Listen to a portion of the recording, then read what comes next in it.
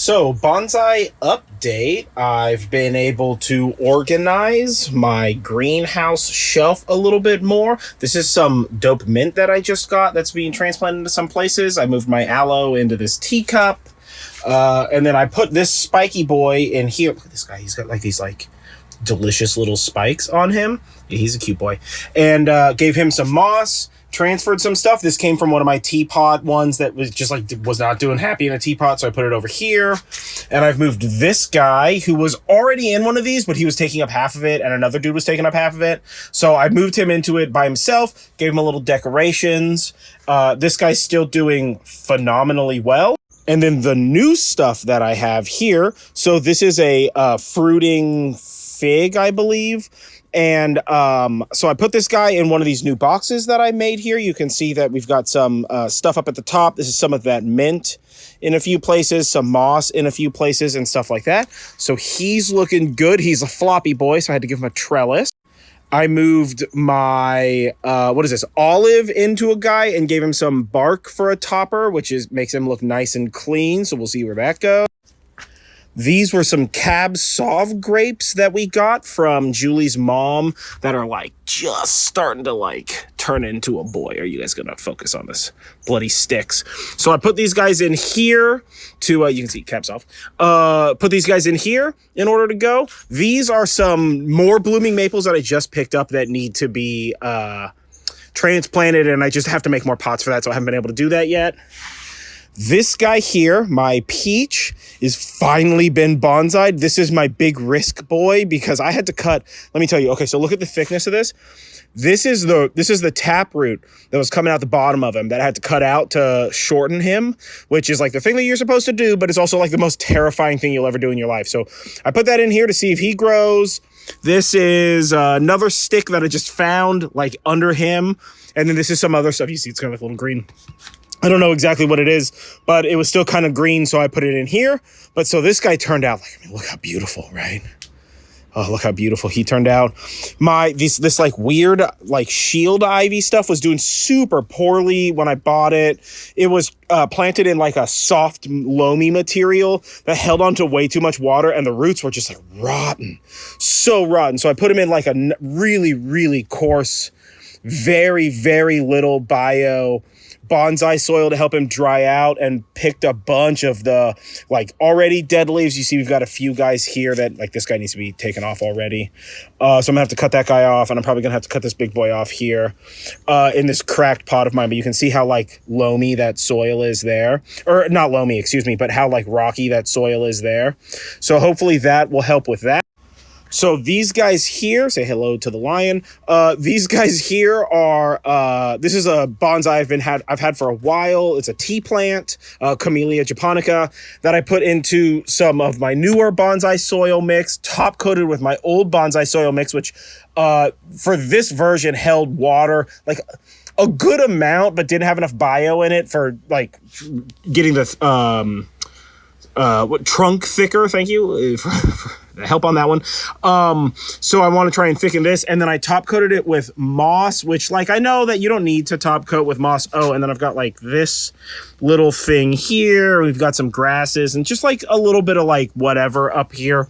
And this is like some of the older dying, like partially dead moss from where it came from. And this is some new moss that I picked off of some wood that I have. So this guy here, I'm just doing it to thicken the trunk. This is my rose. It actually doesn't need this rock. This rock is like purely for style because I was just like, okay, I want it to grow. Like you notice the like trunk part is at an angle, right? And then like the rest of the branches are sort of coming up. So if you look at its flow is sort of like at an angle like this. So, oh boy, don't put my hands in front of this camera. So that's what I'm trying to do with that. And I put that rock there just for style to give this a little bit more character. So we'll see how this rose is doing. But like, you see all this like new growth on this rose is gorgeous. So good luck for them. So also, anything that I pick out of my bonsais or like that I try to grow, like these are clippings from another bonsai that like, we'll see if they live. I just dip it, like the clippings, I dip in rooting compound and just stick into these sort of bins here. And then these guys here, this is just like whatever plants were growing inside of my bonsai, I just like pull out and then I just repot them here. And you can actually see here where I've transplanted some. These were just clippings. I just like cut these dudes off of a bonsai tree that I was growing out and then just like dipped in rooting compound and dipped in this. And this is like totally just soil, right? There's nothing special about this. This is just like the deadfall from like this tree above us. So I just like do this, put these in here. If they survive, cool, free bonsai trees. If they don't survive, like that sucks, but I tried my best. These guys, which are not transplanted yet, but need to be transplanted, are the same thing, where I just stuck them in rooting compound and put them in here. I actually did this like in fall, and they're doing like phenomenally. They come from this guy here, which is a blooming maple that I have. Okay, and then lastly, I've got this guy here. This is another spiky boy, but like a different spiky boy, but that I put in this like super cute like sugar thing or whatever that I do that. And these are the ones that I put a hole in the bottom of them in order to cause them to drain. This is bonsai soil, and then the spiky boy and a little bit of moss on top just to hold the moisture in, because this guy is actually an inside plant, but that place inside is just like not ready for that yet. This guy here, these little maples here came with those Cab Sauv grapes, like just like in that bin.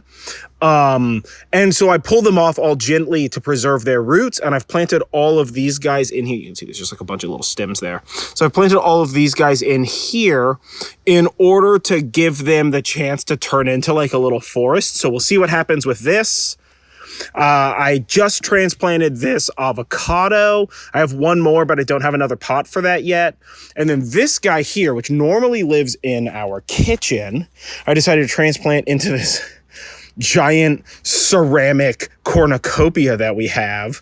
So he's like coming out at like a nice angle, which gives him like a nice like shape. Look at that shape, right? So yeah, that's what I spent all day doing yesterday. It was just like a bonsai update.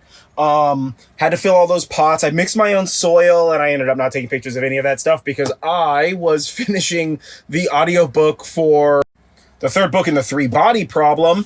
And so, yeah, it turned out to be like a very long, very hard day, but got a lot of stuff transplanted. I'll be making some more pots, doing some more transplanting, and going from there. So yeah, catch you for the next bonsai update.